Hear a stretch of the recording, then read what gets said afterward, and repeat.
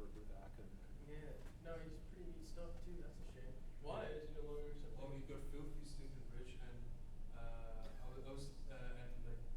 asked him. He knows I wanted to apply for that. He said, "Yeah, no, I'm no longer taking any students because I have to micromanage and I don't want to, spend the time managing students." So Makes sense. he only wants to work with like researchers, like postdocs or That makes sense. Yeah. I mean, Very it's sad. unfortunate. But Yeah. if he has that much money, he can probably do what he wants. Exactly, yeah. And that's why he's no longer teaching any courses. He just wants to fuck off and do research on his own. Oh, Graham is teaching 136. Okay. Graham is teaching. Probably just start. Yeah, So I don't know when they'll start. Yeah. Okay, good. Is it already recording? Oh, cool. Okay, welcome back to the algebraic topology seminar. Possibly the last entry for the summer, or at least I'm not here next week, so I don't know what our plan's going to be. I promised to talk about characteristic classes. They've sort of come up a few times in separate occasions, and especially the talk last week, we saw some weird formulas that I'm going to justify later on. The classical textbook I brought with me is Characteristic Classes by Milner and Stasheff. If you ever are supervised by Ian Hambleton, you're definitely going to read this book. Big if, but I have read this book. I'm going to explain first our perspective. This is not like the historical motivation. The original motivation for characteristic classes was as like obstruction classes for finding linearly independent sections of a bundle. I'll talk a little bit more about that motivation later, but just for the sake of like diving right in, this perspective is going to motivate the calculations that we're going to do. So in pure math, we study objects using morphisms. This is a typical thing. The object that we want to study is the functor of principal G bundles. Given a topological space, you output the isomorphism classes of principal G bundles, and it's a contravariant functor because given a map from X to Y, you pull bundles back to X. And so you go from print Y back to print X. And here G is a fixed topological group. So if this is our object as a functor, morphisms or functors are natural transformations. So we want to think about some other contravariant functor from topological spaces to set and think about natural transformations between them.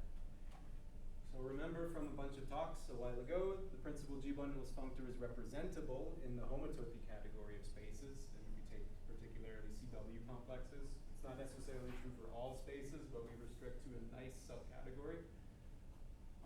So we have this space called BG.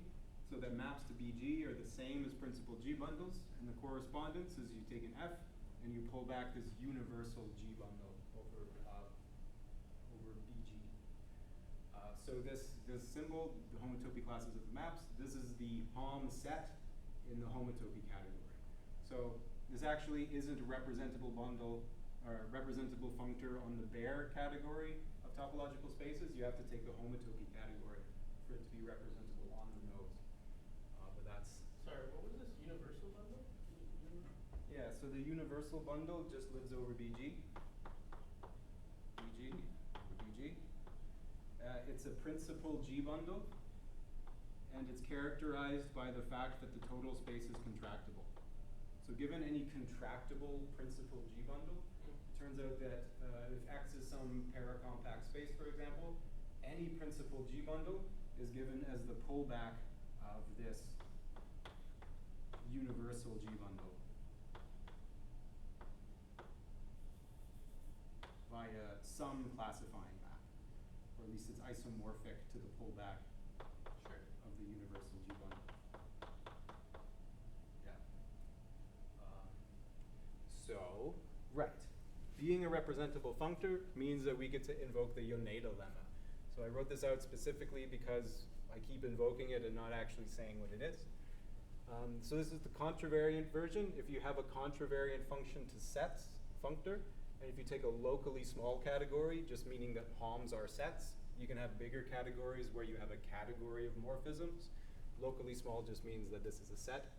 If you take any other object of your category C, then there's a natural bijection between, so here's two contravariant functors. There's our F, and there's homomorphisms, or morphisms to A. The natural transformations between these two functors is naturally in bijection with just applying f to a. And sort of the way you can do it is, well, if you plug a into both of these slots, then there's an identity morphism here, a canonical one, and the natural transformation gives you an element of f of a. That's the way that the function goes this way. It happens to be a bijection.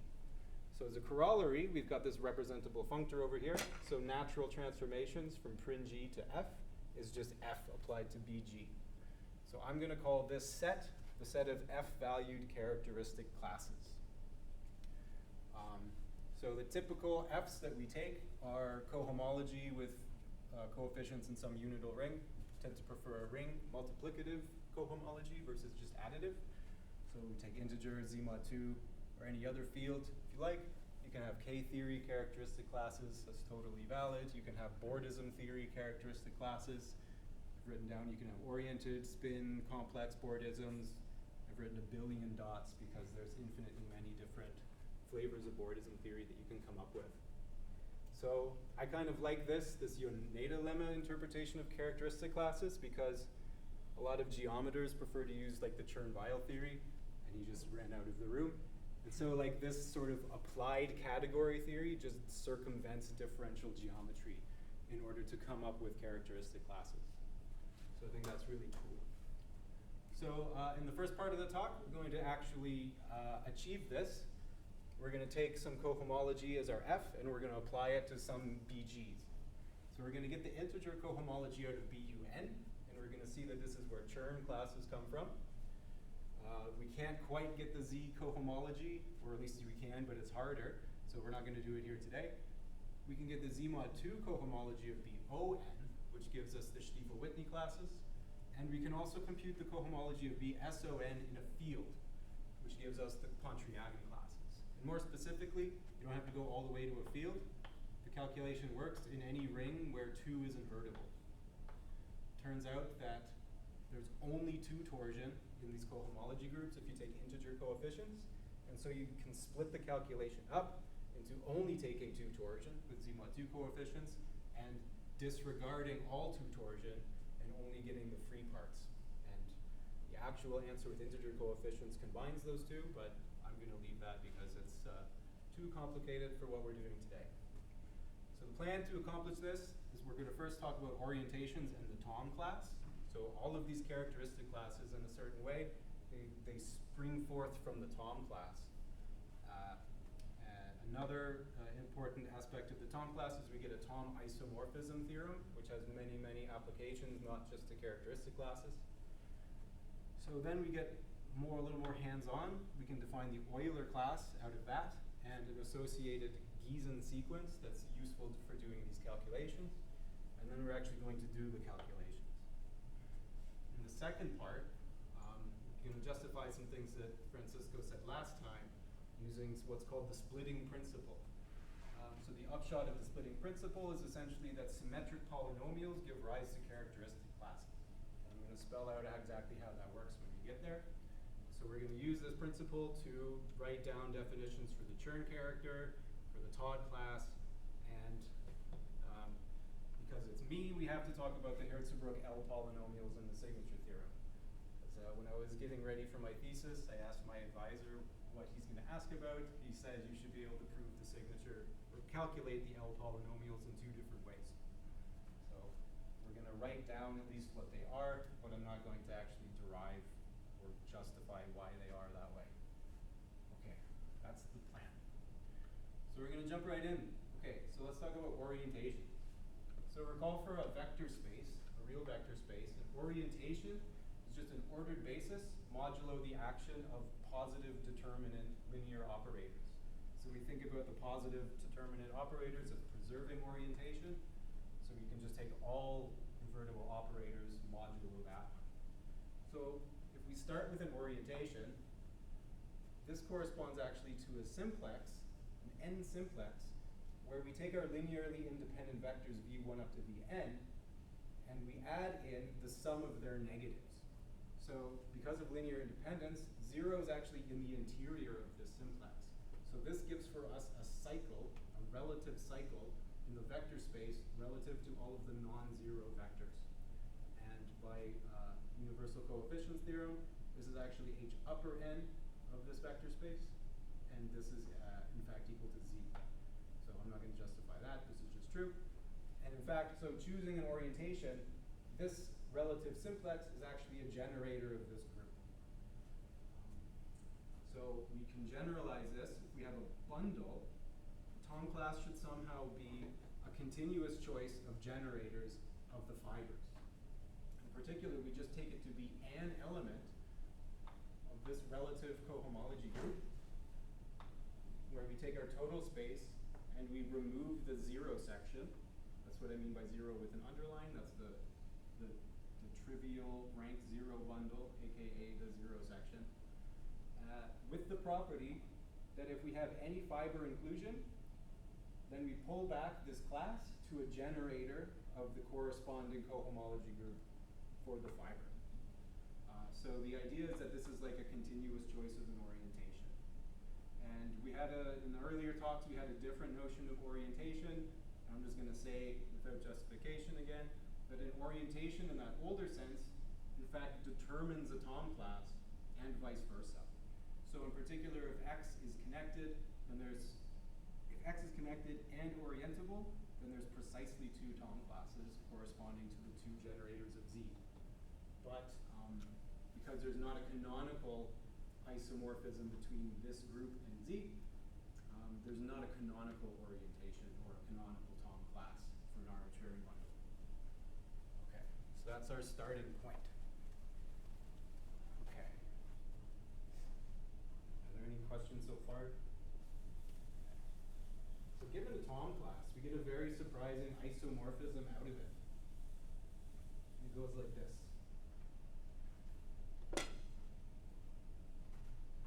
This is Thom isomorphism.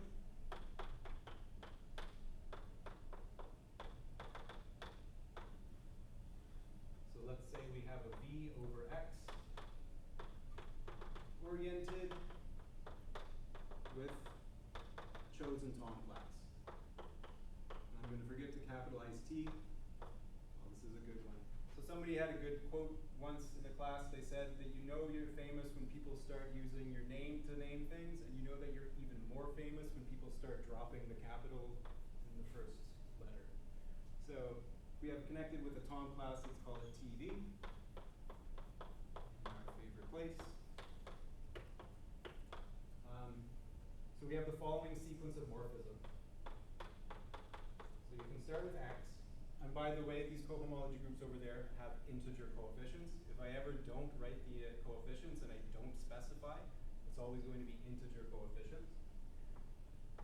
But we have a name for our projection map. So any projection for a vector bundle is a homotopy equivalence. And so this is already an isomorphism. Now we can take elements in this group and we can couple with elements in this group to get a relative class here. Now this is star plus n. And the content of the theorem is that this is an isomorphism. And so this entire thing is an isomorphism. So starting with a class at X, we can cup into this relative group for the bundle with degree n larger, where n is the rank of the bundle. And this is an isomorphism of graded groups. So this can't possibly be an isomorphism of rings because the degrees don't work out. But this Thom isomorphism is an isomorphism of graded groups. And so we'll call it T sub V, kind of annoyingly, but this is what I chose to do and I'm going to live with it. So this is called the Thom isomorphism for V. Yeah.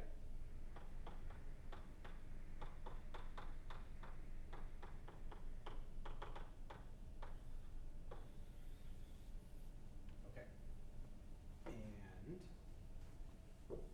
if you don't like this relative stuff, you can turn it into an absolute statement by defining a space that has the same absolute groups as these relative groups.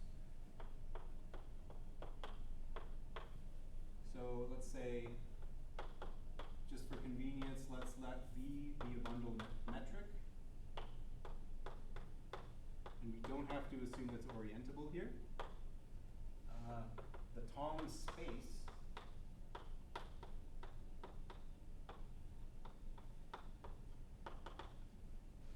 so I'll write THV. This is defined to be the disk bundle of V. So this is all of the elements of V whose norm under this metric is at most 1, modulo the sphere bundle. So you identify all of the elements that have norm exactly 1. So if you make this definition, then you can reinterpret what this says. So our Thom isomorphism actually takes the following form. You get H star of X goes to the reduced cohomology of H star plus N of the Thom space of V.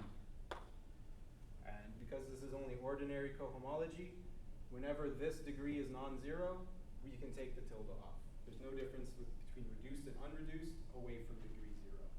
But just to be technically correct, I'm going to leave the tilde on for this statement. So this is the kind of most convenient interpretation of the Thom isomorphism theorem. So you have an actual space rather than just a relative group. And those isomorphisms, are they also reduced or just regular? The first one? This one is not reduced because you have a pair. Okay. So there is this kind of result where if you have like a good pair, in the sense of Hatcher, the x comma a is the reduced cohomology of the quotient. So the idea is that this reduced, the relative stuff doesn't have anything in degree 0. Or at least you're missing something corresponding to stuff that's in A. But yeah.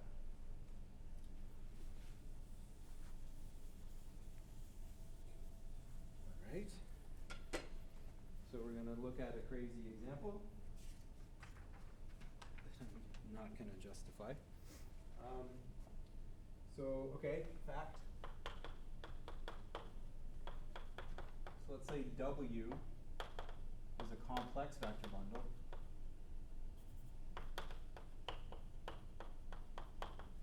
Then if you take its realification,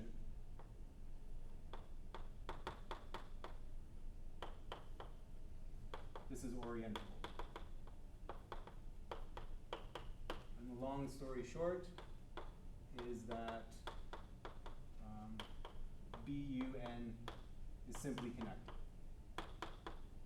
So orientability, it turns out this is something that's carried by the fundamental group of your space.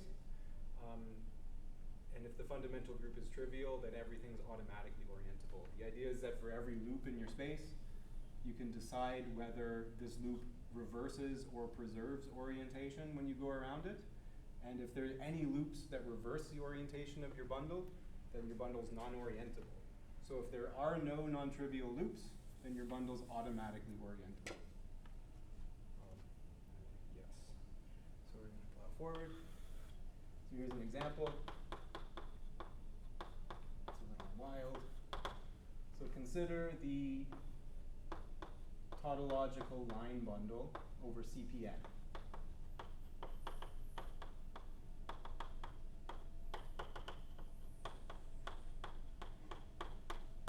So this is a rank 2 complex vector bundle. So when you take its realification, that's a rank 2 oriented real bundle. And here's a fact that I encourage you to go and try to convince yourself. If you take the Thom space of this bundle, you actually get CPN plus 1. Kind of buzzwords is saying that to do the Thom space construction, you're actually taking a mapping cone. And when you express this space in terms of CPN union a disk, so D2N plus 2, all glued together along some morphism, you have to do the work to be able to identify this morphism on the boundary as the projection map. So remember, we defined CPN to be a quotient of this sphere by circle action. And yeah, so you have to look at what this tautological bundle is doing to be able to identify the Thom space as this attaching procedure. And so due to time and just, I don't want to like get into annoying little details, I'm just going to take that as given and apply the Thom isomorphism to it. So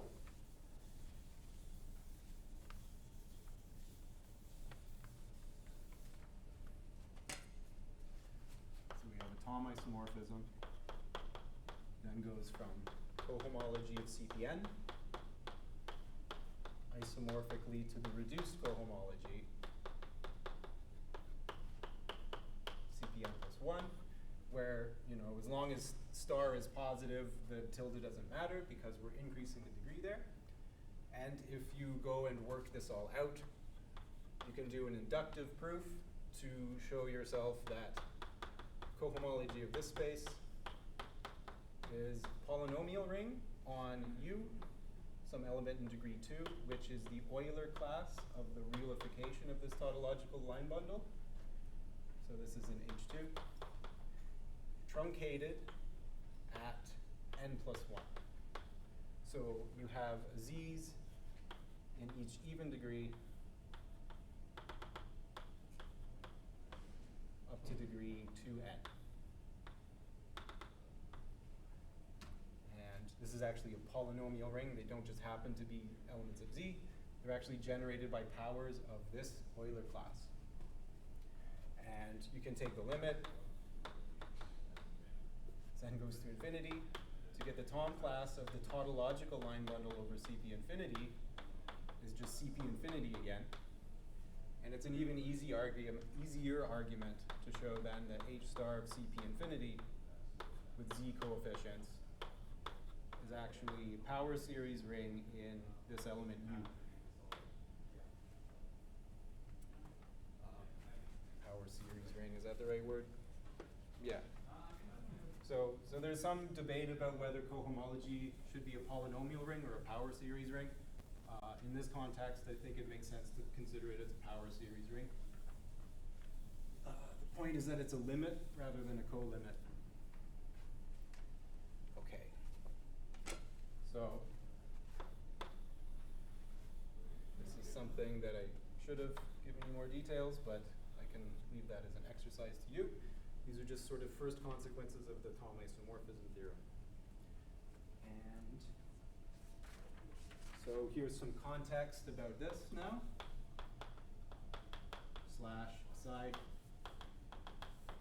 Right, CP infinity, we said this was BU1. So this is the classifying space for complex line bundles or circle bundles. And so we've actually already done the first step. We have the cohomology of BU1. And so we're just going to rename our thing C1. This is the first universal Chern class. Where morally, right, like explicitly this is just equal to the Euler class of the tautological, the universal one plane bundle over BU1. Okay. Moreover, continuing the aside, because this is BU1, we have a tensor product operation.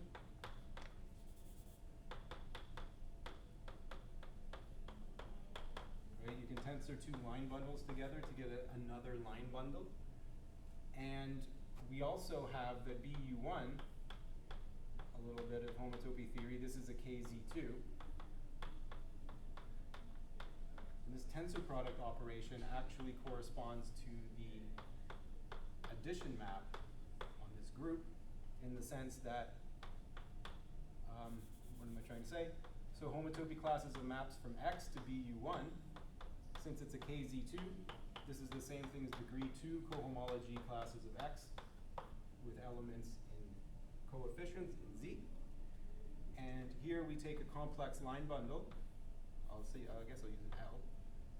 And we just spit out its first Chern class. Or more specifically, this is, so if L is classified by a map, what's a good word? Kappa to BU1. And here's EU1. So if L is the pullback of the universal line bundle over by the map K, then this first Chern class of L is just defined to be the pullback of the universal first Chern class. So this is typically how the picture works, is we can have these universal characteristic classes, and we define them for a given bundle by just choosing a classifying map and then pulling back these characteristic classes to the base space of our bundle. So this is what we mean by the first Chern class of L. And so this little picture here is saying that this is actually a group homomorphism. Sorry, isomorphism. So here the group structure is tensor product, here the group structure is addition. So what this means is, i.e., if we take the first Chern class of the tensor product, I'll use L prime, of two line bundles, this corresponds to the sum of the Chern classes. So, yet another statement that I refuse to justify but is true, and I'm going to use it later. Okay, so this was the context for CP infinity. Not only is it the classifying space for complex line bundles, it also classifies degree 2 cohomology. So in fact, given any space X, computing this cohomology group tells you what are the complex line bundles. So for CP infinity, we know that there's Z many complex line bundles, and they're given by tensoring together the copies of the universal line bundle, actually. The universal one generates that group. Okay, so that's very good. Good start. The gamma in the Euler class, is that just the universal, is that U1 or is that with Yeah. gamma? Yeah, I can write this more overtly like this, yeah. So I kind of have a habit, I've noticed that when I wrote these notes, it's really convenient to just use gamma for any universal thing. So whatever your base space is, if there's a universal thing over that, I'm just going to call it gamma. Okay. So here it's the tautological line bundle, and here it's like the universal line bundle, and they're the same under this homotopy equivalent thing. Yeah. Okay. So that's kind of our first peek at how this stuff sort of goes. So now we can go on to the Euler class. Oh, yeah, I keep saying Euler class, I never defined it, so here comes the Euler class. Okay. So let V over X be oriented, real bundle now.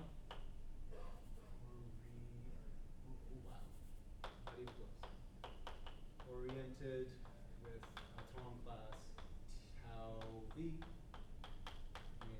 here. Okay, so we have a zero section. We always have a zero section for every vector bundle because our structure group fixes zero. So we know that choosing zero is no choice. So what we can do is consider slightly more sophisticated, the zero section of pairs. So if you take X mapping into V along the zero section, then the elements of X that map to non-zero vectors is empty. So we actually get a map of pairs from X comma empty set to this pair V comma the deleted total space.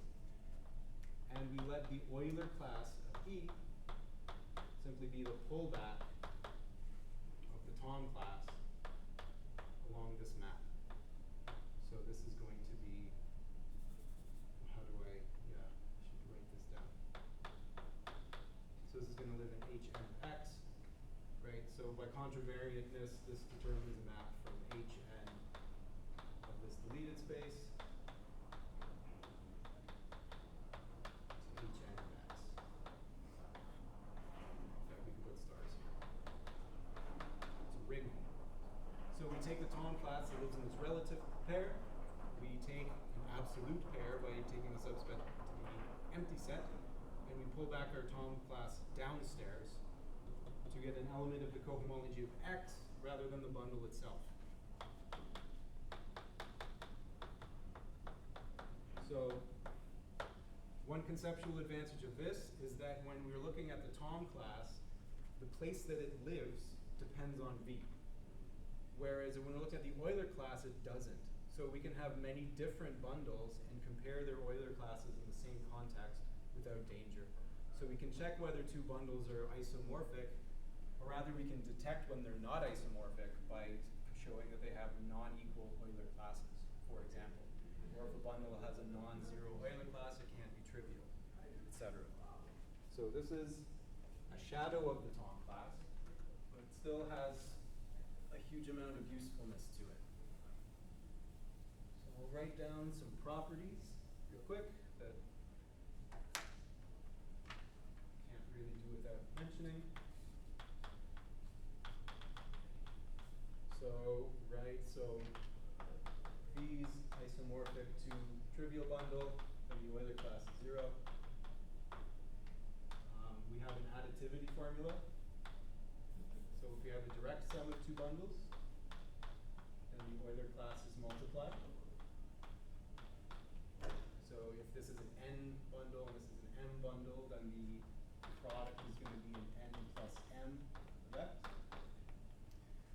This ultimately amounts to the fact that the Thom class also is multiplicative. If you have two different spaces, W and V, you have a cohomology product exterior pairing between, I can just write it here. So Hn, V, V, cup, Hm, W, V,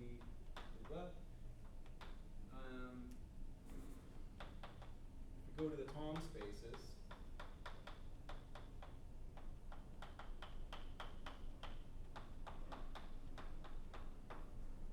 then we get a relative pairing, much the same way that we had in K-theory, to the cohomology of the smash product of these two spaces. And here's a little black box for you that you can also go and try to prove. Take the Thom space of the direct sum of two bundles, you actually get the smash product of their Thom spaces. So this generalizes the fact that the n-fold suspension of a space X is actually homeomorphic to Sn smash X. This is sort of a more general incarnation of that fact. And so this multiplicity of the Thom classes, and so if you have T V and TW, under this isomorphism goes to the Thom class of their sum. So this is why the Euler class is multiplicative. Just give some more space. Oh, actually, I can just deduce something really quick. And that is that if you have a vector bundle that splits off a trivial factor, then the Euler class is 0. So this means that the Euler class detects whether or not sections exist.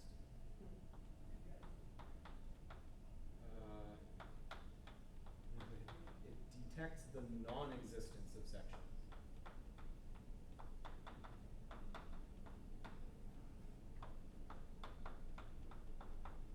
So if the Euler class is not 0, then there is no non-zero section. And in fact, that turns out to be if and only if. But the only if part is a lot harder. If part?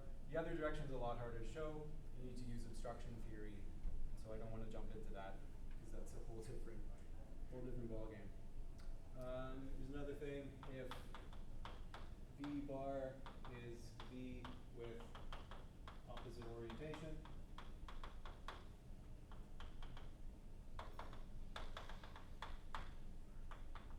then the Euler class of the thing with the opposite orientation is the negative of the Euler class of the original thing. And so to finish this thought, if V is oriented and odd, then the bundle map from V to V bar, so the x to minus x, is an, or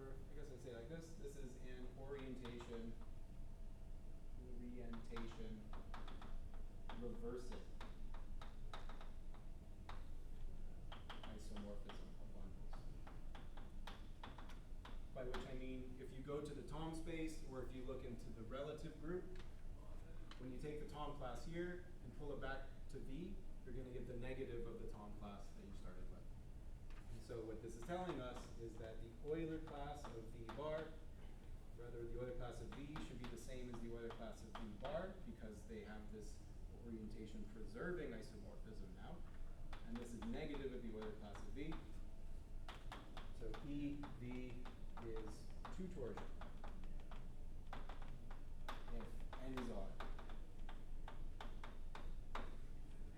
So this is consistent with what Francisco was doing last time, where in odd cases you would discard the Euler class because we were using field coefficients, characteristic 0 field coefficients, real numbers. And so anything 2 torsion would just be 0. But if you're using integer coefficients or mod 2 coefficients, then this odd Euler class does survive. It does exist, and you have to think about it. Okay. So that was just a bombardment of properties there. So now we're going to our little bit souped up computation tool, which is actually really, really easy to derive. So recall, we have a long exact sequence of a pair for cohomology theory. I'm going to use the YB, because I'll use an X in a second, so I don't want to get confusing. So this is what it looks like.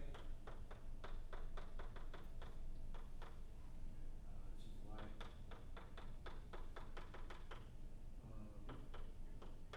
And we have this mysterious boundary map. Pair.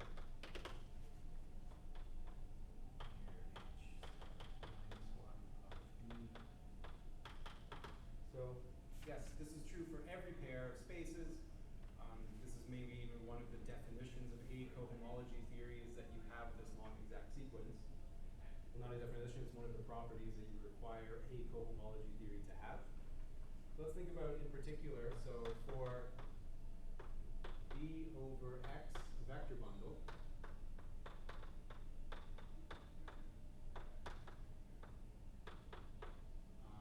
consider our typical pair V with the 0 section deleted, okay? So we can note a few things. One is that V itself is homotopy equivalent to X via the map pi. So that is a homotopy equivalence. And the next thing I would like to say is that V minus the 0 section, if we choose a metric, we can take our non-zero sections and normalize them to get the sphere bundle of V. And we saw that via the Thom isomorphism, if we take the pair V relative V, this was isomorphic to H star minus n of the base space X. So out of this pair V relative V0, we've identified 2 of the terms in the long exact sequence in terms of X, and the other one in terms of the sphere bundle. So let's collect this together and give it a name.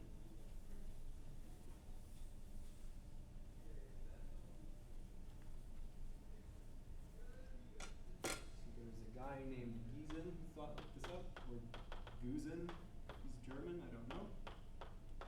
It's an Upsilon. So this is what it looks like. You have H star minus n of X. You have cup with the Euler class into Hn of X. And then you have I star to the sphere bundle of V. And then you have your weird delta star minus n plus 1 X.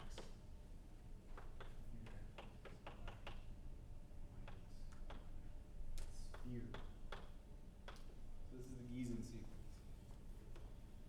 And you get it from taking this long exact sequence and just applying these observations. where like you have to remember that this map is given by cupping with the Euler class, sorry, the Thom class. And the way that this turns into an Euler class is by using pi star. Well, the inverse of pi star is the 0 section. And so by taking the inverse of pi, it's turning the Thom class into the Euler class. Okay, so this is a Gysin sequence. So here's like another example. So here's a repeat example, I guess. You can use this to also compute CPN. So the sphere bundle of the tautological line bundle over CPN, this is just S2n plus 1. And if you do some work, we can recalculate that the cohomology ring of this guy was just integers on a single class, which now we do have a name. It's the Euler class of this tautological line bundle, modulo truncated at n plus 1, aka universal Chern class, etc. So we could use the Gysin sequence to compute this ring instead. Wait, we is already it did it. the, Thom Isomorphism. wasn't it the notation for the series? With the Oh. double bracket? Or- Yeah, I mean, it would get the, yeah. It's redundant here because you're modding out by Oh, some, yeah. You'd only end up getting finitely many things anyway, Yeah. so, yes. Okay, so that's kind of fun, but let's do a more serious example.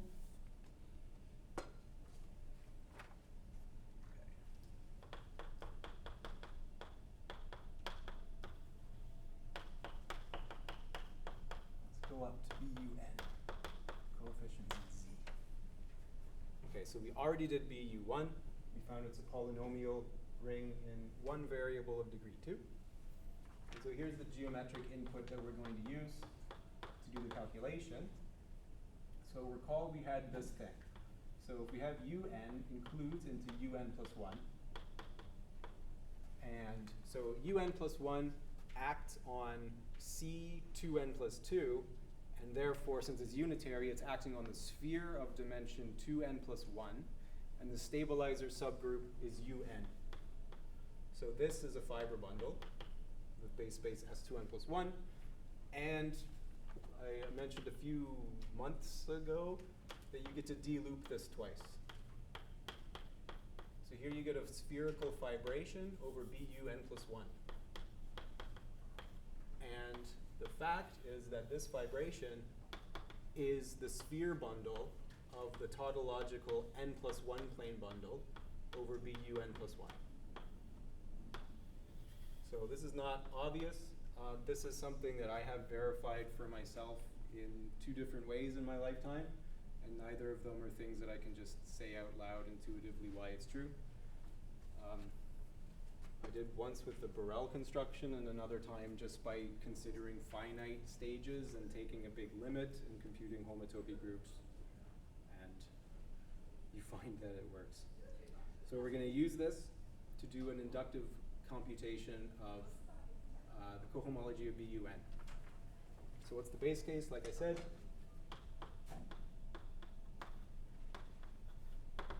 so the cohomology of BU1,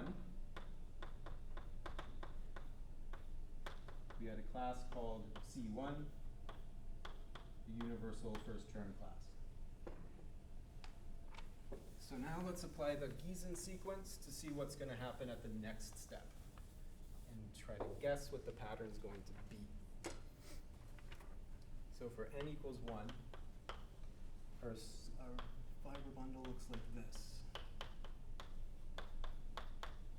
Actually, what time is it now? Okay, I can spend a bit of time talking about calculations. Okay, so what do we get? So let's start, right. So now notice that our Euler class is in degree 4. So E is now in H4, BU2. So if we start at H minus 4, BU2, cup with the Euler class to get to H0, BU2. 2. Well, this is 0, so this map is 0. Here's our pi. What have I done? Oh, I've done something silly. What? No, that's right. Going backwards. And then the next one is also a 0. And yeah, so this is an isomorphism in degree 0, and in fact, this will be an isomorphism. So pi star, by looking at the degrees, you get that pi star is an isomorphism on these cohomology groups for k at most 2. Okay, so this guy's h1 is 0, and the h2 is z. And in fact, you can use this isomorphism to lift C1. So H2 BU2, H2 CP infinity. So we have a C1 here. This is an isomorphism. You can pull it back up. So pi star inverse of C1. We're just going to abuse terminology. We're going to call this also C1. So the fact is that we have some homological stability. So our lower degree classes, they persist with the higher n. As n increases, the C1 just keeps carried along, and it stays in higher degrees. So then, we go up one more stage. So here's H3, BU2, H3, BU1. So this, we already know this is 0, and so we can deduce that this is 0 as well. And then the next thing, let's come around so I get more space, H0 BU2, cup with Euler class, H4 BU2, H4 CP infinity, H1 BU2, this is 0 as well. So now we get a nice short exact sequence. This we know is a copy of the integers generated by C1 squared. This is integers generated by the unit 1. And so 1 goes to the Euler class here. And we have a splitting of this sequence, right? Because we already have a place for C1 to go. We can send C1 squared also to C1 squared. So this is a split exact sequence. And so this thing in the middle, what am I doing? Yeah, the thing in the middle is going to be a direct sum of E. So this thing is isomorphic to being generated by E and C1 squared. And so this E, let's do it like this. We're going to call this C2. So the Euler class of the tautological bundle over BU2, take the reification. We're going to call that the second Chern class. So our first Chern class is staying. It's still living. It's still alive. We can get a section from these guys back to split these little sequences. And we find that the only new thing are the Euler class and powers of it. So if you go and you keep chugging away, you can go finish this calculation. I'll just tell you what the answer is going to be.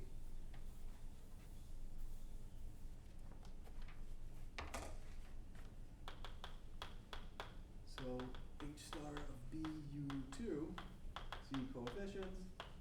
This is actually just power series in the first two Chern classes, where the degree of Ci is equal to 2i.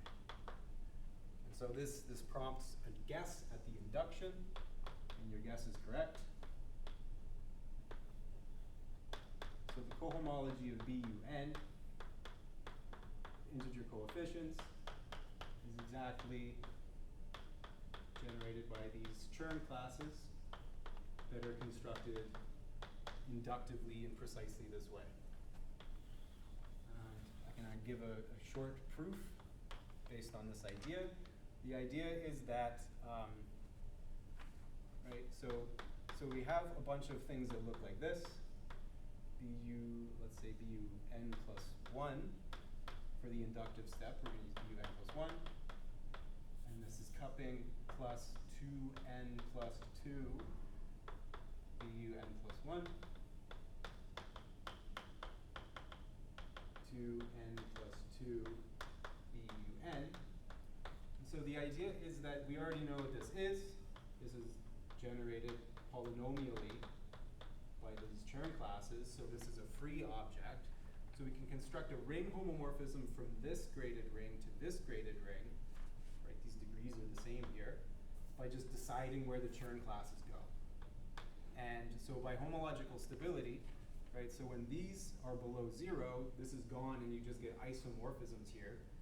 The isomorphism in this range, or the range where you get isomorphisms here, captures all of these Chern classes. And so for all of these Chern classes, you can just map them back to pi star inverse of Ci, which is kind of what I meant before about the Chern classes persist as these degrees get higher and higher. So this gives us a splitting of this short exact sequence of graded groups. But since this element is actually given by multiplication by an element, we can extract ring structure out of this. And so in fact, you get that, like as rings, it's basically this ring is this ring modulo the Euler class of the tautological bundle.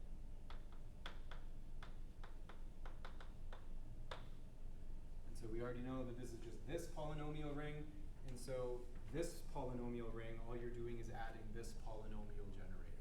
This is generating the ideal, which is the kernel of this map. So you get that by induction. All right, so scared one person away, but that's the end of like the kind of annoying calculations that I plan to do. I just wanted to illustrate how this Gysin sequence mechanism works. You kind of have to identify, okay, well, if these degrees are really, really low, then you get a bunch of isomorphisms coming from this degree of the sphere. And then you have to carefully think about, okay, well, we actually can construct a splitting here, and so this is a short exact split sequence, and so you get a direct sum in the middle, and then you do a little bit more work to figure out what the actual ring structure is going to look like on the resulting space. But like the shorthand proof just kind of looks like that. So this is something that my advisor advised I go and work out for myself, and it took me a few years before I finally sat down and did it. And I think it was a good exercise, and I think I should have done it a lot earlier. It's very interesting. Okay, so now we're going to write out some properties of Chern classes.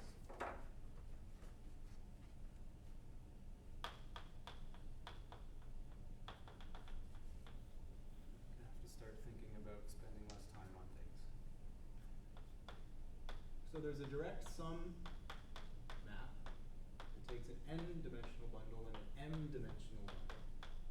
And gives us an n plus m-dimensional bundle. So that if we look at cohomology, let's see, star.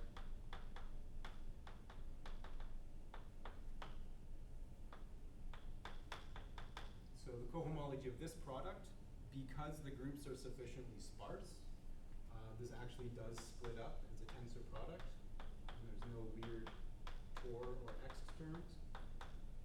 By tensor product, I mean the tensor product of a graded abelian group.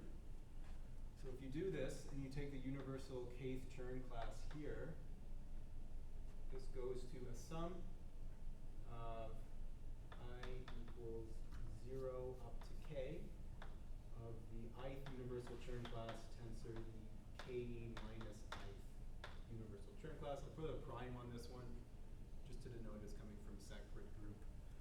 And so what this means is that for all bundles V over X complex, if you take this kth Chern class of this direct sum of these bundles, then we get this product formula. CIV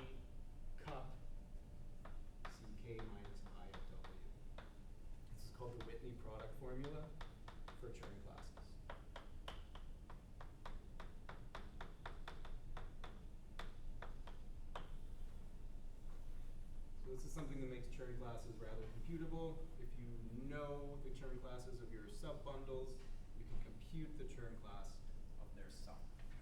Very, very straightforward way. Okay. Now we get some analogous properties with the Euler class and other non-analogous properties. So if you have a trivial bundle, all of the Chern classes are 0, k bigger than 0. I should note that by convention C0 is always equal to 1, which is just the unit in this polynomial ring. That's why we don't write it. We start with 1 here because C0 is already included in the degree 0 part.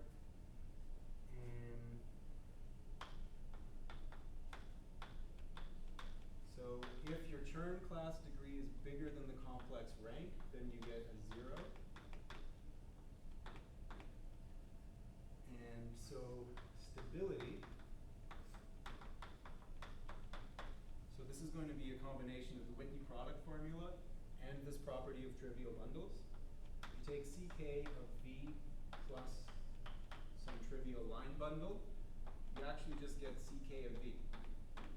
Contrast to the Euler class where you got a 0 whenever you have a non-zero section, our Chern classes, they just ignore trivial stuff. And you can just plug it into this formula and see why. So we call these stable characteristic classes. This is sort of related to the fact that over here, the homological stability, these classes persist as the degree increases. This is reflected by this algebraic formula here. What else do I have? Sure. So in terms of obstructing linearly independent sections, so if V is isomorphic to W, let's say this is N and this is K. So this is plus a trivial bundle of rank N minus K. Then the Chern class, C of V, how did I write this? I'm going to be more consistent with my notes. K. This is 0 for K in the appropriate range. So for M, I'll just check my notes. M plus 1 less than or equal to K less than or equal to, well, I can just say less than or equal to K. Right? So all of the Chern classes vanish above degree M. So this is telling us that Chern classes obstruct non-zero sections. So why am I saying that? If you have n minus m independent non-zero sections, then that gives you precisely a trivial subbundle of the same rank, and vice versa. In fact, independent non-zero sections gives you a trivialization of a subbundle. So this is the relation between non-zero sections and trivial subbundles. And one more thing, which is basically the same as that up there, but I'll write it here. So if V bar is the complex conjugate, I feel like this formula might be wrong, but maybe not. So then the kth Chern class is equal to, well, we actually get a sign. Because taking the complex conjugate isn't the same as reversing orientation. It reverses orientation if the complex rank is odd, and otherwise it doesn't. So we get this interesting formula here. Okay, so these are properties of Chern classes.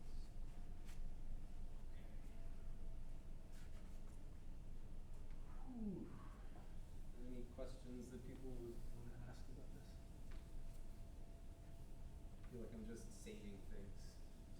So when you say, for example, that Chern classes obstruct non-zero sections, that means that if I look at my Chern classes, if it vanishes at degree say k, then that means that the remaining, like I have as many remaining ones. I have like, see, if it vanishes degree k, I would have like, I guess n minus m non-zero sections. Say if it vanishes at I guess n plus 1. Let's put it there. That's like the first one where that is 0. Then that means that I have n minus m non-zero sections. So you're asking like the converse? Like if, yeah, if it's these some partial vanish? converse of this. I believe it is an if and only if. I don't have an easy justification for that. It involves instruction theory. Okay. So a lot of the things with characteristic classes, there's sort of an easy direction, like the only if direction is easy. So see that like if you have this, then these have to vanish. The other way is very tricky. If these vanish, then you get a lift. Like that is sort of, because what you're doing is you have BU n, and you're looking at BU n, and you have some classifying map. This is your bundle here. And so you're asking, right, having this trivial subbundle is the same as having a lift. So the question is, okay, well this guy's cohomology is this. And this guy's cohomology is this. So the question is, like, if all of these Chern classes vanish above degree n, is that sufficient to get you a lift? And that's like, you have to do some work to see whether or not that's true. I'm pretty sure it is true, but I don't have a number off the top of my head for sure. If you define the Chern classes as obstruction classes, then I think it's obvious. So yeah, I'd say it is true, but from this perspective, it's not clear why. Okay. Yeah. So like if you go and look in Steenrod's book, for example, the topology of fiber bundles, part 3 is all about obstruction theory. There he defines Chern classes as the obstruction to finding like lifts in non-zero vector fields. So by that definition, it's like obviously true. But it's not clear why this definition and that definition are the same. Yeah, good question. Okay, so I'm probably going to want to speed up a tiny bit. So I'll just ask, what about h star of BON with integer coefficients? Okay. What would happen if we tried to compute this using the same techniques that we did for Chern classes in BUN? Does anyone see a reason why this isn't going to work right off the bat? It's maybe a little tricky. It's maybe not that tricky, but you're maybe not thinking about precisely the right thing. So the tautological bundle over BON is not orientable. So there is no Thom isomorphism that you can exploit. There's no Euler class. You can't use the Gysin sequence. So you can't just compute this like that right away.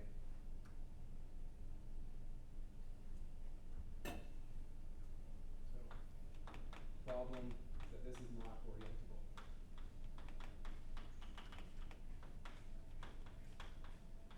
So we take sort of two branch approaches. One is take a Z mod 2 Thom class to compute cohomology with Z mod 2 coefficients using a Gysin sequence for this thing. So we could have defined our Thom class using any cohomology theory at all. We just chose the one that's ordinary cohomology with integer coefficients because that's the one that agrees with the usual notion of orientability. But it turns out that every bundle, so if we did the same picture with Z2, well now there's like a unique non-trivial element in the appropriate cohomology group, and there's like a trivial way of just choosing that element over the entire base space. Every bundle has a Z mod 2 Thom class. And so hence has a Z mod 2 Euler class, hence you can do the Gysin sequence calculation to do this. Which I won't go through the details because it's exactly the same as this, but I'll just write down what the result is right after I write part number 2. So the other branch of the approach is consider BSON instead. And you want to try to do integer coefficients, and well, you're going to run into the issue that odd Euler classes have 2 torsion. Integer coefficients are going to introduce a lot of 2 torsion. The reason that this argument worked out so well is because everything is free and you can construct splittings for free. So So we don't actually want to have, we want to ignore the 2 torsion, we want to discard it. And so we actually do the calculation with the integers, but you add in 1/2. So this just gets rid of all 2 torsion. Turns out that the only torsion is 2 torsion. So this is going to tell you about the free part of BSON. And if this symbol doesn't make you super comfortable, I can just replace this with rational numbers, and it gives you the same result. So these are the 2 branched approaches to making it work. I have a question before you continue. Yes. Is there a quick argument to see why the topological bundle of BON is not orientable? Yeah, because if you pull it back to BO1, then you get the, how do I say this correctly? How do I say this correctly? So for BO1, that's RP infinity, and the tautological 1 bundle is just the tautological line bundle over RP infinity. Okay. So a line bundle is orientable if and only if it's trivial, or if and only if it has a section, and we've seen that this bundle is not trivial. What's a better, so for BON, how could you see that it's not orientable? It comes down to the fact that, okay, maybe once I do this. So when you do this calculation and you get the Stiefel-Whitney classes, you get a relationship between orientability and the first Stiefel-Whitney class. So homological stability in this case is going to tell us that the first Stiefel-Whitney class is going to live on in all of these degrees.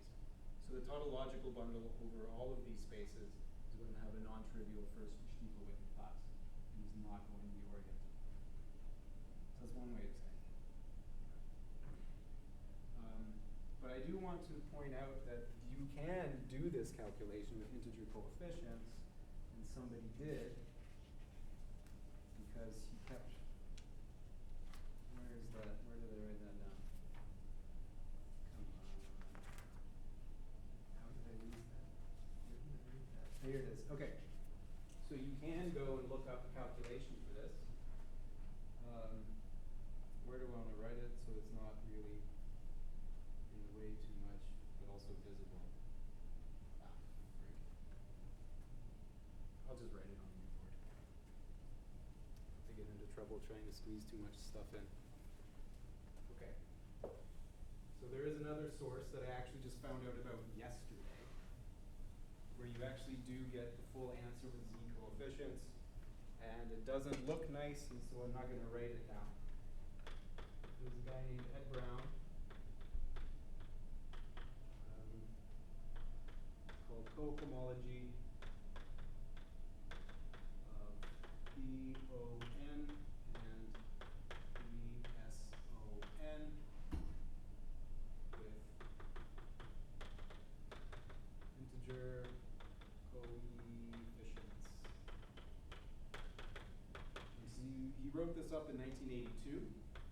But it's based on work that he found in papers from the 1960s. It's sort of like he could tell that they contained the results, but they didn't actually write out explicitly what the final answer was. So you can go look at stuff for integer coefficients. I'm just not going to do it.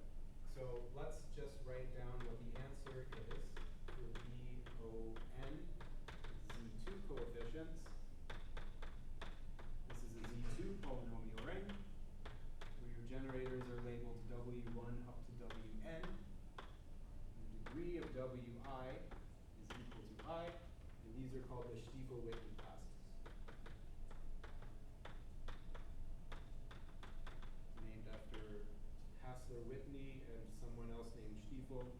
This guy was in the United States, this guy was in Switzerland, and they sort of developed the same theory at the same time. In like the 1930s or 40s. So these are Stiefel-Whitney classes. They generate this ring. These are characteristic classes for unoriented real vector bundles.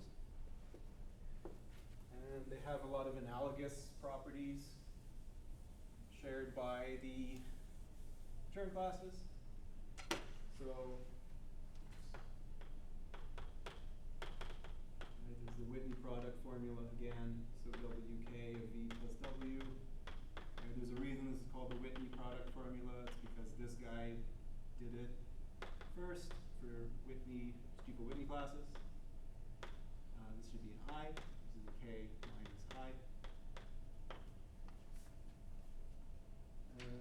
This doesn't have a list of properties.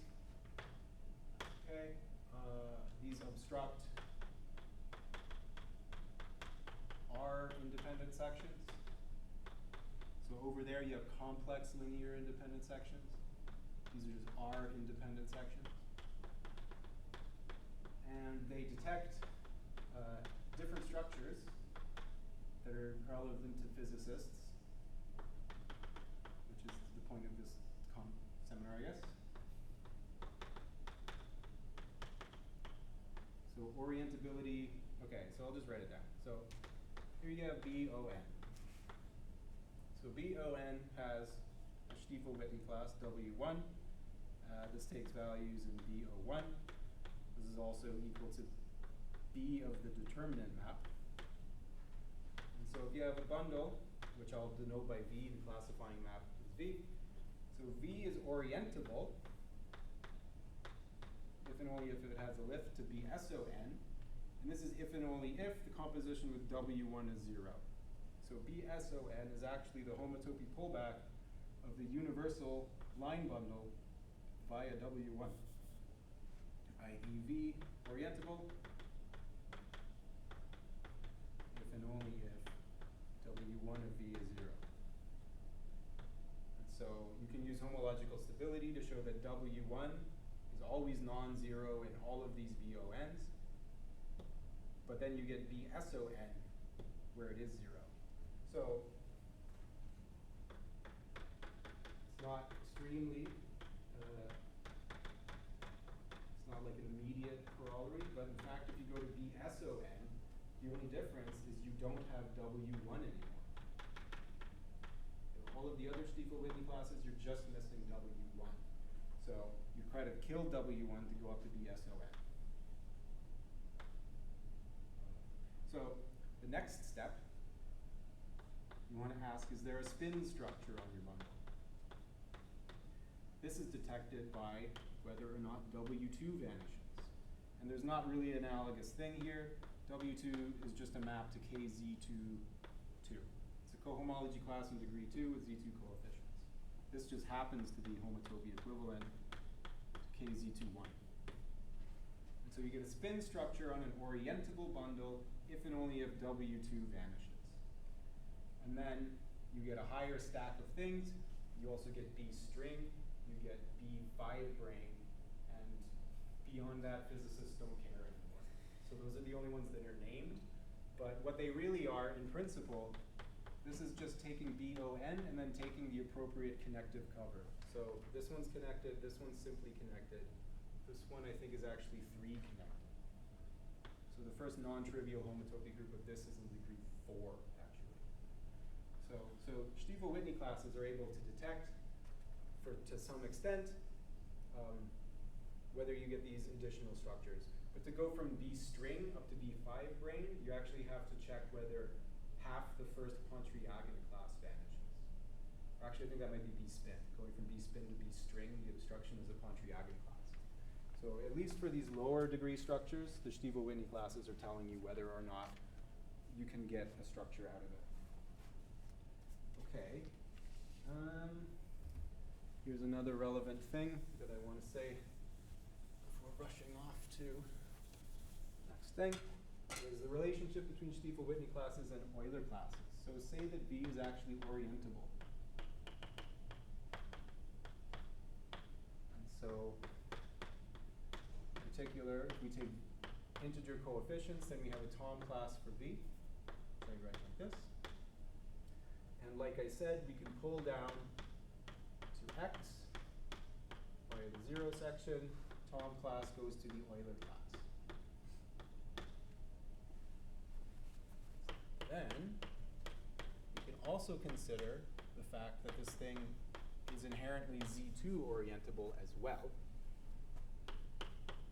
And if we actually ran through the calculation over there, with the Gysin sequence, we would have found that the mod 2 Thom class, I'll put a 2 on the left-hand side, the mod 2 Thom class actually goes to the nth Stiefel-Whitney class. This is with coefficients.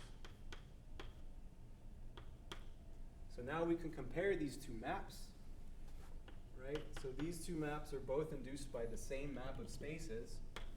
We could take the natural coefficient change homomorphism. It goes from integer coefficients to z mod 2 coefficients. Since it's natural, this diagram commutes. And since this Thom class gets pulled back to this Thom class, this is telling us that if we take the Euler class of V and reduce mod 2, we actually get the highest Stiefel-Whitney class. I also forgot to say that these are stable.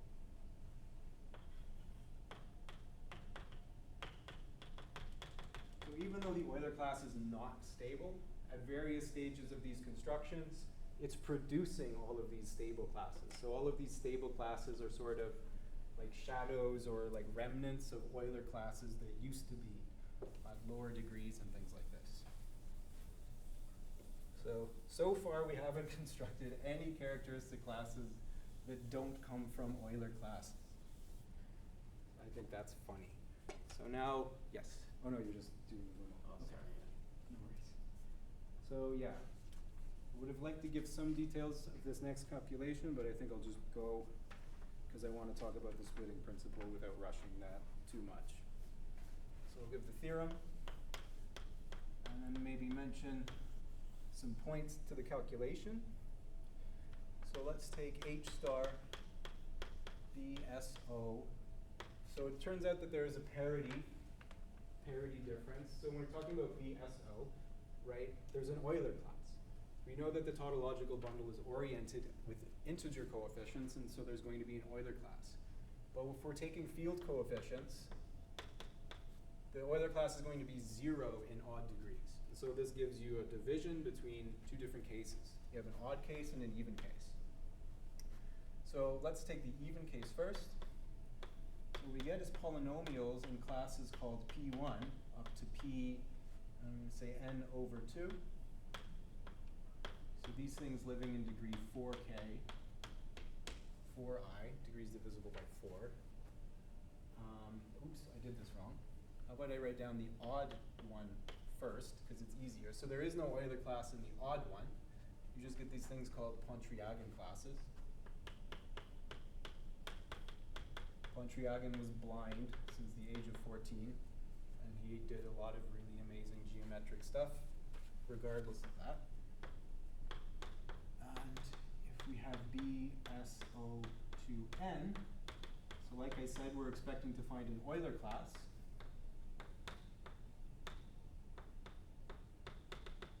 And we do get an Euler class here. So the Euler class is living in degree 2n. And so this is living in degree 2n minus 2.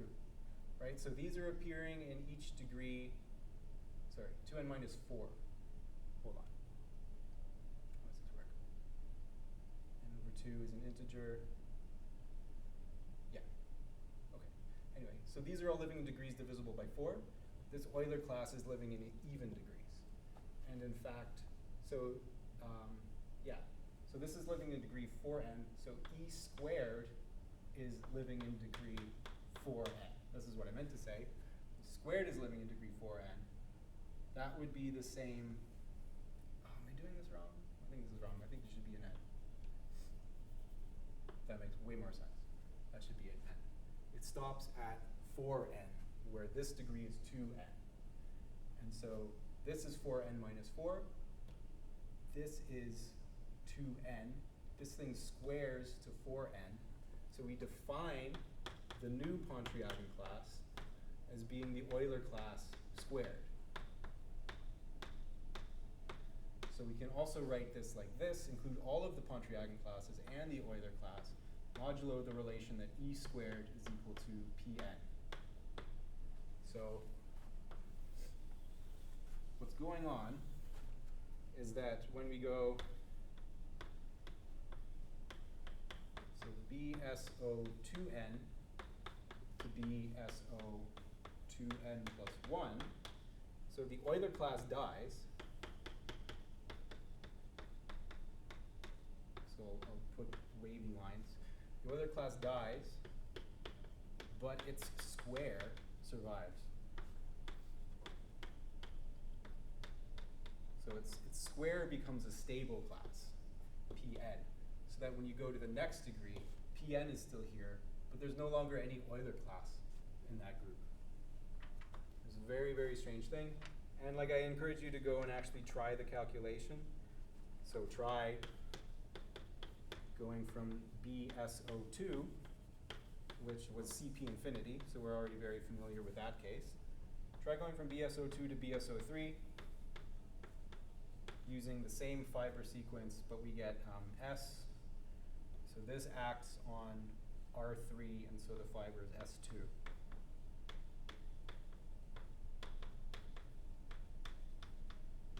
Yeah.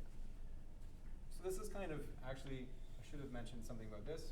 You can see why it's a little harder to do the calculation for BSON is because the fiber, the connectivity of the fiber is much smaller than the degree of this thing. Whereas when we did it for Chern classes, our fiber was like S2n plus 1 rather than just S2 or Sn. So that's why going up the ladder inductively becomes very tricky. And that's why you get very strange things happening where you have these classes that are not stable, that they don't survive. And you have to really carefully look at what's going on there to see that, oh, actually its square does survive. A very strange thing. Okay. So, yeah, Pontryagin classes are stable, and they have a Whitney product formula, but only up to 2 torsion. They do exist integrally. We only found them with rational coefficients, but they also exist integrally. So the Whitney product formula also holds with integer coefficients if you include 2 torsion. And I also just want to mention, real quick, this is the definition that you'll usually see. But here it would be a theorem. So the kth Pontryagin class for a real vector bundle V, whether or not it's orientable, is minus 1 to the k times the Chern class in the same degree of the complexified bundle. So in terms of obstruction, it's kind of weird. What does the Pontryagin class obstruct? Well, if you complexify the bundle, it obstructs finding linearly independent sections of that bundle. It's kind of a weird thing. I don't think about stuff like that very often. I don't know if you do. So Pontryagin classes just show up. Their main use is sort of, well, maybe not main use, but like the big practical outcome is they're used to construct other characteristic classes, being, you know, polynomial generators of this cohomology group. Is this supposed to be an e squared in that bracket, like after the Pn minus 1? No, because there is an e. In the even degrees, the e itself is a non-zero. Oh, okay. It's just that its square is Pn. Oh, okay. Oh, okay. You have e itself, but then, okay, Pn Yeah. is e squared. Got it. So these are just 2 expressions for the same ring. This one is just telling you, oh, there is this new thing called Pn, happens to be e squared. And then when we go 1 degree higher, the Pn is still there, but the e is not. Okay, good question. All right, so I'm about to go to the next topic, splitting principle. So now would be a good time for any lingering questions anyone happens to have. If they don't, I'll just go.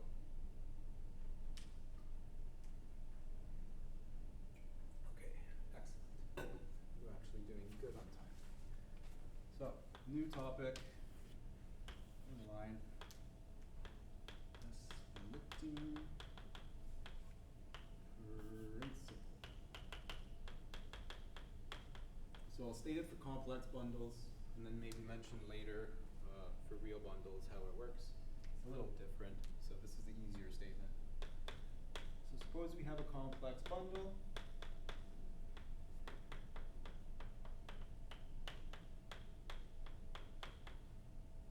And X is always paracompact or something nice.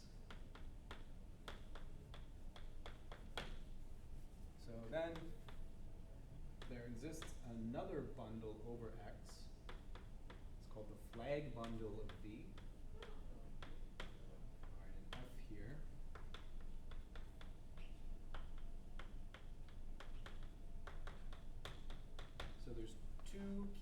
properties that this thing has. The first, well, they're both very remarkable. The first is that when you pull V back to this flag bundle, you get an isomorphism with a direct sum of line bundles.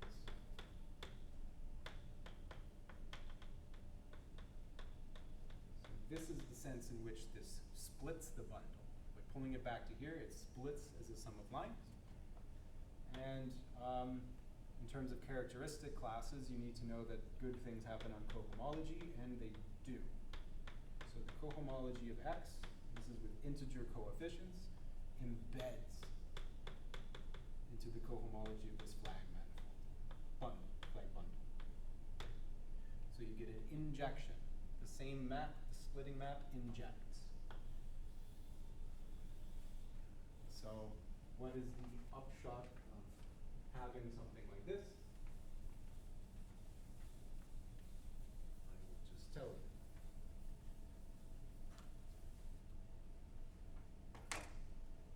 So, particular, forgot to mention a bunch of naturality conditions. This is kind of cooked in. So like I said, if you want to define, say, a Pontryagin class for a given bundle V, you would choose a classifying map and then pull the Pontryagin class back to V. So by doing it this way, functoriality of cohomology says that all of these characteristic classes are natural with respect to any bundle map. So in particular, this map of topological spaces. So what you can do is we can pull back the Chern class, total Chern class of V. I didn't mention we can define the total Chern class of V just to be the sum of all Chern classes. And they end when V is finite rank. So this, by naturality, is the Chern class, total Chern class of F star of V. And then by splitting, this is just C of sum of line bundles. And the Whitney product formula, well, we didn't erase it yet, did I? Oh, I did. I certainly did. So if you look at the Whitney product formula, this is something that tells you term by term what the product, each Chern class does. But in terms of total Chern classes, you actually get a nice multiplicative formula like this. You just multiply total Chern classes together. So this Chern class of this big sum is going to be the product of the total Chern class of each of these line bundles. Since these are line bundles, you only have one in the first Chern class. So this is 1 plus C1 of Li. And so what we do is we define Xi to be the first Chern class of Li. These are called the Chern roots. Because essentially what we've done is we formally factored our total Chern class into a product of linear factors, and these are like the roots. So what we get is that the kth Chern class of V is equal to the kth elementary symmetric, rather I guess F star V, why not? Kth Chern class, I'll say it like this. This is better. If we pull back the kth Chern class of V by F, what we get is the kth elementary symmetric polynomial in these Chern roots. So what is this? This is equal to the sum of I less than or equal to I1 less than IK, so to n, the product of xi, xi. So this is kth.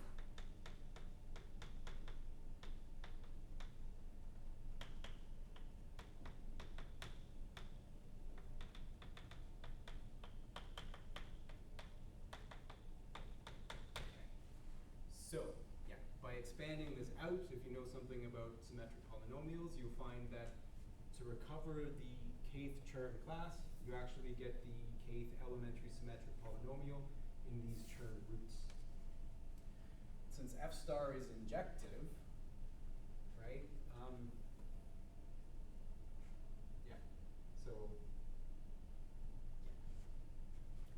down what I'm about to say instead of just saying it.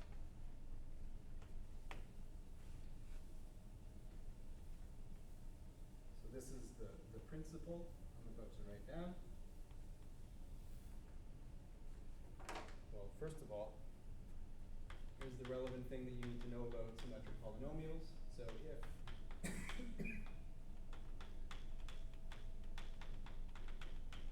let's say G is a polynomial and it's fixed by the action of the symmetric group, so it's a symmetric polynomial. Then there's an F, or let's say H, an actual polynomial. Let's use different variables just so it's not too confusing. So that G, in these variables, this symmetric polynomial is actually equal to a polynomial combination of the elementary symmetric polynomials.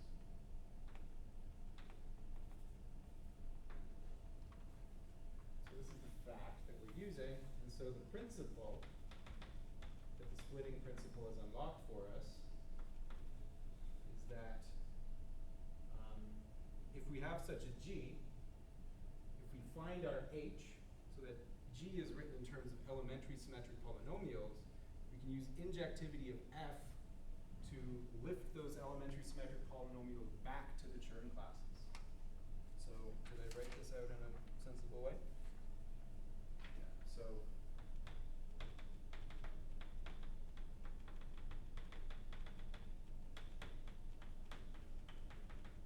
maybe if I actually write these.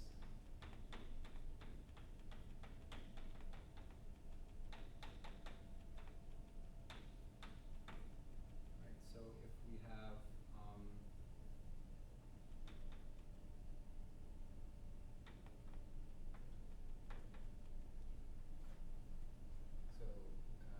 G symmetric polynomial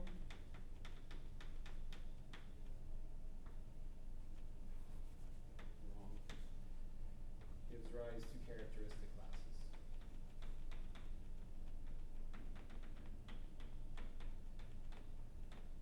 I.e.,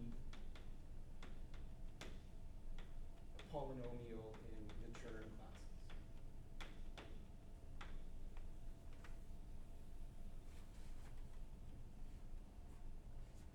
So let's look at an example so that it's not just some abstract nonsense.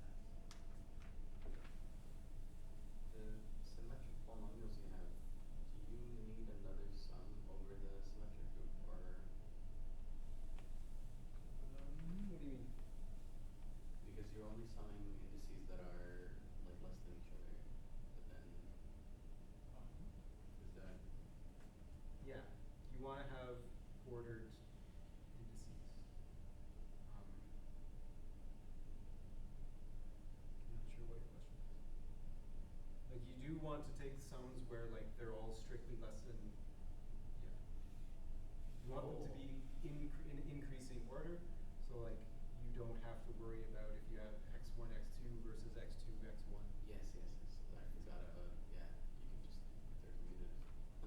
Yeah, that's worth mentioning. I should mention that all of these Chern classes, they live in even degrees. And so in our cohomology ring, these are commutative elements, and you never have to worry about non-commutative anything for the Chern classes.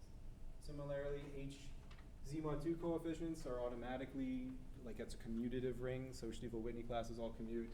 Pontryagin classes are in degrees divisible by 4. All of this stuff commutes as well. So you never have to worry about non-commutativity with this particular part of the story. If you have like VON with integer coefficients, there's lots of stuff in odd degrees. You have to worry about it. Okay, so here comes an example.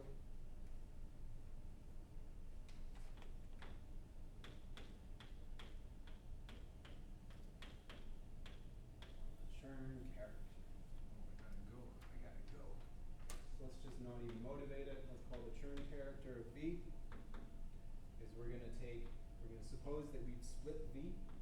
We're gonna take the sum I equals 1 to n e to the xi. Okay? And here I'll leave it as an exercise. It's a really fun exercise using the splitting principle. I just don't really have any time anymore. Show that this is multiplicative. Since that, well, show it's a ring only more.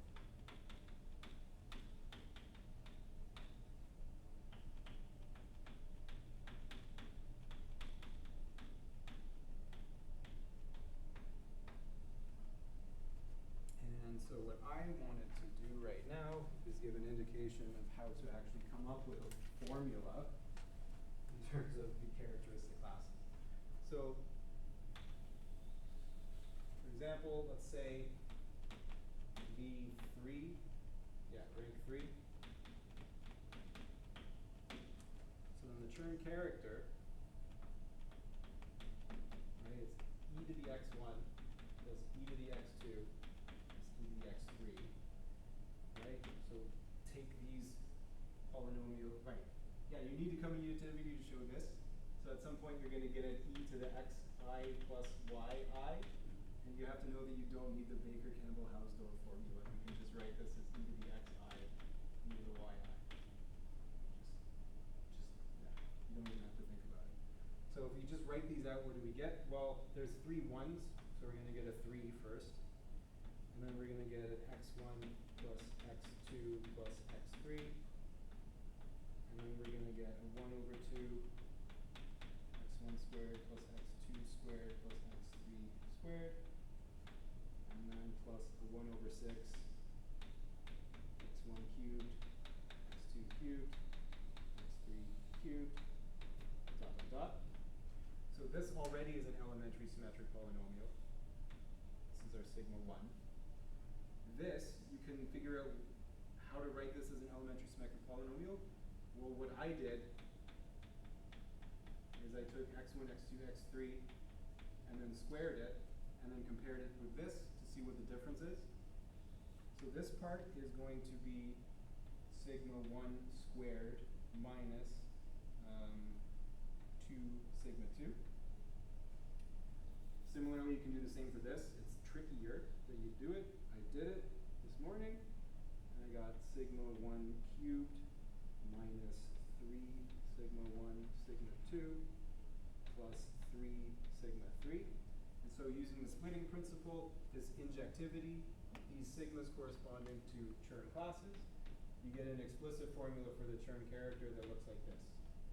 3 plus c1 plus c1 squared 1 over 2 c1 squared minus 2 c2 plus 1 over 6 c1 cubed minus 3 c1 c2 plus 3 c3, etc. So what's interesting is if we increase this 3, if we increase that degree, these lower degrees would actually still be the same by the magic of elementary symmetric polynomials. This 3 would increase. This is actually just the rank of V. Should have made that more explicit. So the degree 0 part of the Chern character is always the rank of your vector bundle. By additivity, it kind of has to be the rank of the vector bundle. And so by setting 3 determines the first 3 terms. If we set this to be like 16, it would determine the first 16 terms of the universal Chern character. So the idea is you can compute the universal Chern character up to arbitrary degree just by fixing some arbitrarily large degree here. But then like the task of taking these expressions and writing them in terms of the elementary symmetric polynomials gets harder and harder and harder and harder.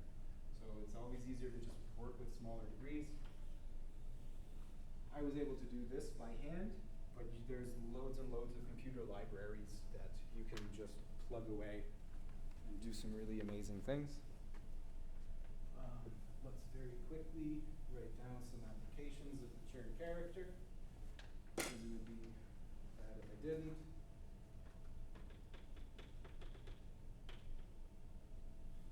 So in particular, the Chern character is giving us a ring homomorphism from the reduced A theory of X. So if we want to ignore the degree 0 part, we can just set our ranks to be 0. To the cohomology of X with rational coefficients. So notice that we needed rational coefficients over there to describe things in terms of the Chern character, Chern classes. So we get this ring homomorphism. And it has a very strange, interesting property. If you would plug in a sphere, you actually take on integer values. That's surprising. And another surprising thing is if you take this tensored with Q, take the actual full K-theory, so degree 0 and degree 1, and you consider cohomology not as like a Z-graded ring, but as a Z2-graded ring. So you only have even and odd parts. So the even part is you add up all the even groups, odd part is you add up all the odd groups. Chern character between these two is an isomorphism of two periodic cohomology theories.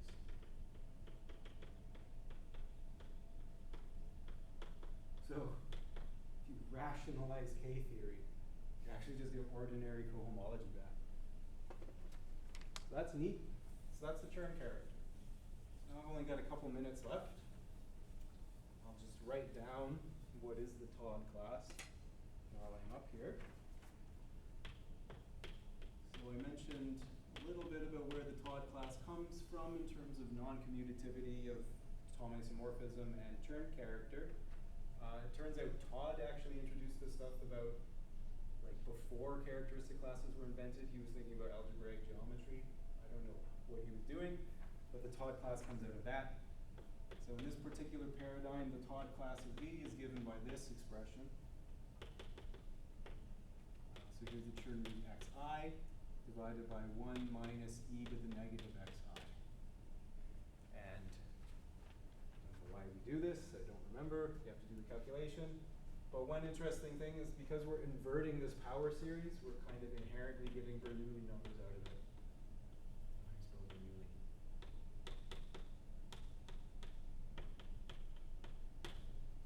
So we get a Todd class. It's multiplicative.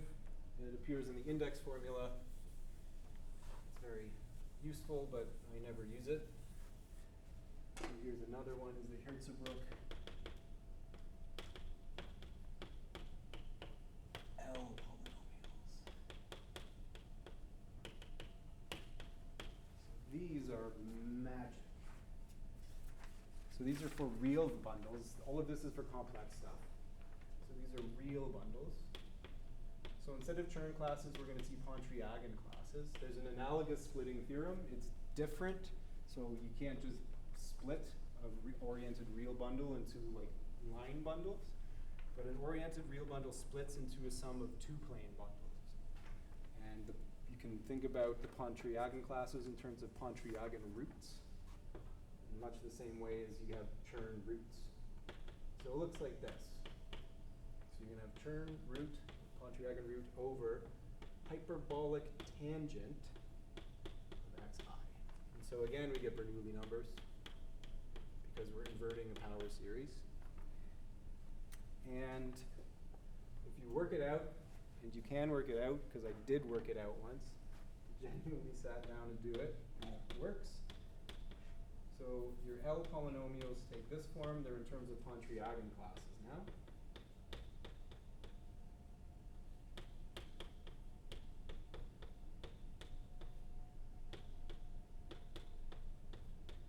And this is something you can absolutely write a computer program to just sit down and crunch out.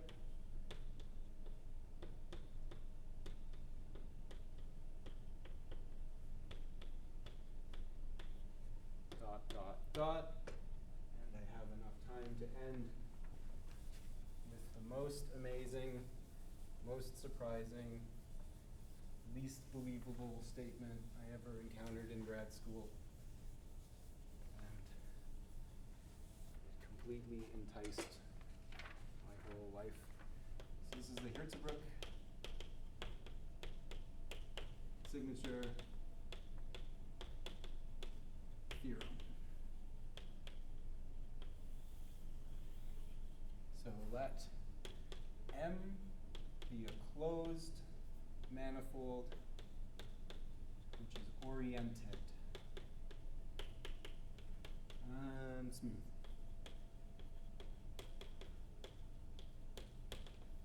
So since it's a smooth manifold, it has a tangent bundle, and so it has Pontryagin classes. Okay? So then there's a topological invariant of manifolds of this dimension and this type called the signature. Basically measures something to do with how submanifolds intersect. and whether the self-intersection of a submanifold is more likely to be positive versus negative.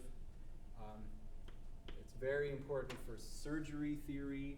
It's very important for all kinds of things. It's a very, very useful invariant.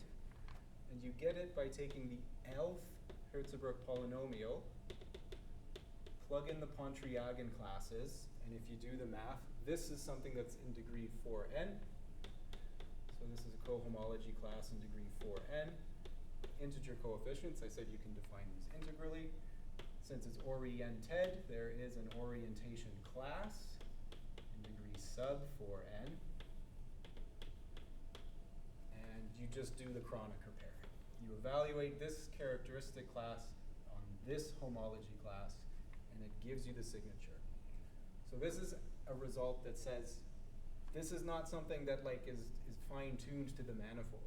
This L polynomial exists independently of manifolds. It's just a characteristic class. Hertzebruch's signature theorem says, if you take this characteristic class and evaluate it on the fundamental class, you get the signature of the manifold. So this looks a lot like stuff like, the Gauss-Bonnet theorem, where you have some characteristic class and it's spitting out your Euler characteristic, etc. So, in particular, if you want to know the signature of a manifold and you know the Pontryagin classes, right? It's just a polynomial. You just plug it in and you do it. On the other hand, if you don't really know the Pontryagin classes, but you do know a lot about signatures, you can use a lot of tricky integrality, right? Because the idea is that this is an integer. This is inherently an integer, and this has some crazy denominator. These are just some random things. Turns out that whatever tangent bundle you plug in here, this expression is always divisible by 45. This expression is always divisible by 945 for every smooth closed manifold. And so you can find, for example, exotic spheres, doing some trickiness by picking a manifold that bounds some 8-dimensional manifold and assuming that it's smooth, and then closing it up, and then finding out that your L class is not an integer. And so it couldn't have been a standard sphere. For example, Milnor. I will end by saying that Milnor, I started the talk with Milnor, I will end the talk with Milnor, used this theorem to show that there exist exotic spheres. In particular, the first one he ever constructed was in dimension 7.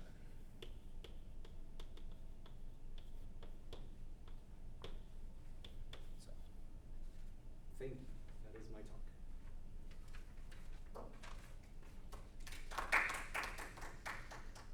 Okay.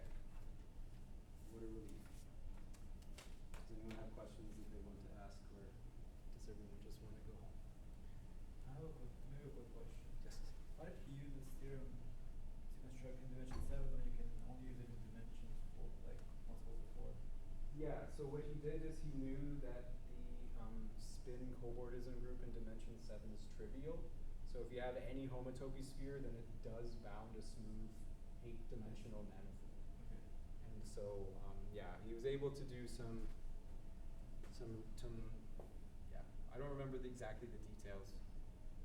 He actually did construct a manifold that was homeomorphic to the sphere, and used some of this boundary argument stuff to fiddle around with L polynomials for 8-dimensional manifolds that it could potentially bound. And he came up with an invariant that works. I think it takes on values in Z mod 7 or something like that. And his result was if you compute this invariant, you can compute it in terms of certain invariants for 3 bundles over the 4 sphere. And he said if you just get something non-zero, then it has to be an exotic sphere. And so he just picked parameters correctly so that he got something non-zero. But then Kerber and Milnor did a lot more of a systematic approach where they used plumbing. So you take manifolds of dimension 8 that you plumb them to get a manifold that has a really specific signature and a really specific intersection form. In particular, you want the relative intersection form to be this E8 form. And So the E8 form has signature 8, and Cravair and Milner came up with a divisibility result. If you have some closed manifold whose dimension is divisible by 4, and if it's almost parallelizable, then they said that the Pontryagin class, the top Pontryagin class, has like some divisibility to it. And so if you plumb this manifold that has like relative signature 8, and you cap it off with a topological sphere, then this guy's signature is too small. You'd have to have signature like 7 times 28 in order to be an actual like closed, almost parallelizable manifold in that dimension. And so this actually lets you find 28 different homotopy spheres that are exotic by just boundary summing this plumbed manifold together with itself until you get something whose signature is big enough to be allowed to be a closed, smooth, almost parallelizable manifold. So this is how they computed that there are exactly 28 exotic spheres in dimension 7. Yeah. So this is like Hirzebruch signature theorem is a big, big part of that. Because like if you have it's almost parallelizable, only the top Pontryagin class remains. So like this part disappears for your L2, and it's a little bit easier to work with than like having all of this extra noise. So they also, yeah, I forget. It also had to do with like the calculation involves a bit of Bott periodicity, like Bott's calculation for homotopy groups of orthogonal groups and things like that. It's pretty tricky. Like there's a lot of very like landmark papers that went into this calculation. So can't just, I don't remember